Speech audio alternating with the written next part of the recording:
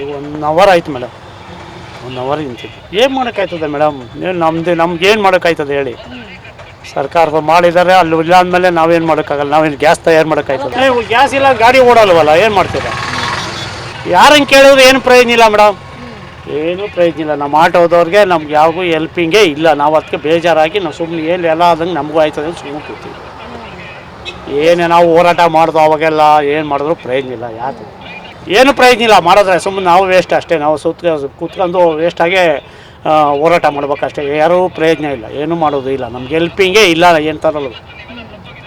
ಬೆಳಿಗ್ಗೆ ನಾವು 5 ಗಂಟೆ ಬಂದು ನಮಗೆ ರೂಟ್ಗೆ ಈ ಗ್ಯಾಸ್ ಹಾಕ್ಸೋಕೆ 1.5 ಗಂಟೆ ಟೈಮ್ ಆಯಿತು, ನಿಂತಿದ್ದೀವಿ. 1.5 ಗಂಟೆ ಟೈಮ್ಗೆ ಸಂಪಾದನೆ ಯಾರು ಕೊಡ್ತಾರೆ ನಮಗೆ? ಯಾರು ಕೊಡಲ್ಲ. ಬ್ಲ್ಯಾಕಲ್ಲಿ ಮಾಡ್ಕೋಗಿ ನೋಡಿ, ಇಲ್ಲಿ 77 ರೂಪಾಯಿ ಹಾಕಿದ್ರೆ ಅಲ್ಲಿ 100 ರೂಪಾಯಿ ಆಗ್ತಾ ಇದ್ದಾರೆ. ಏನು ಮಾಡೋಕ್ಕಾಯ್ತದೆ? ಸರ್ಕಾರದವ್ರು ಅದನ್ನ ತಡೆ ಮಾಡಬೇಕು. ಎಲ್ಲನೂ ಏನು ಹೇಳೋಕ್ಕಾಗಲ್ಲ ಮೇಡಮ್.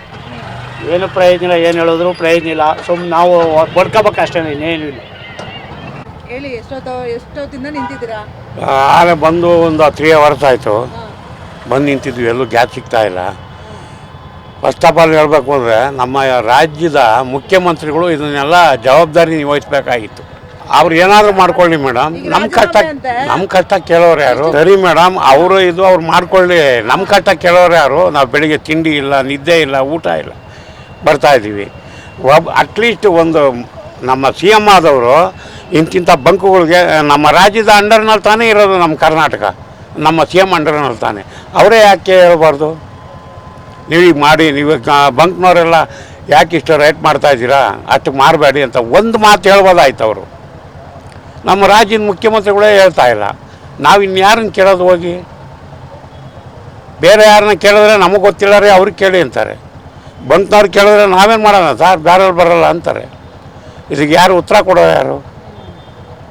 ನಾವು ದಿನ ಬೆಳಗಾದರೆ ಊಟ ಇಲ್ಲ, ನಿದ್ದೆ ಇಲ್ಲ, ನಾವು ದುಡಿಲಿಲ್ಲ ಅಂತಂದರೆ ಅವತ್ತಿನ ದಿವಸ ನಾವು ಆಟೋ ಇದನ್ನು ಕಟ್ಟೋಕ್ಕಾಗಲ್ಲ, EMI ಕಟ್ಟೋಕ್ಕಾಗಲ್ಲ.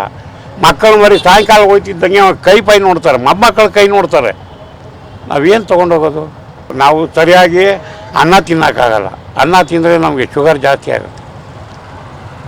ಹೀಗಿರುವಾಗ ನಾವು ಈ ಥರ ಆಗ್ಬಿಟ್ರೆ ನಾವು ಹೆಂಗೆ ಮಾಡೋದು ಹೇಳಿ? ಇದನ್ನೆಲ್ಲ ನಮ್ಮ ರಾಜ್ಯದ ಮುಖ್ಯಮಂತ್ರಿಗಳೇ ಸಾಲ್ವ್ ಮಾಡಬೇಕು. ಅವ್ರು ಅರ್ಥ ಮಾಡ್ಕೋಬೇಕು ನಮ್ಮ ಕಷ್ಟಗಳನ್ನ.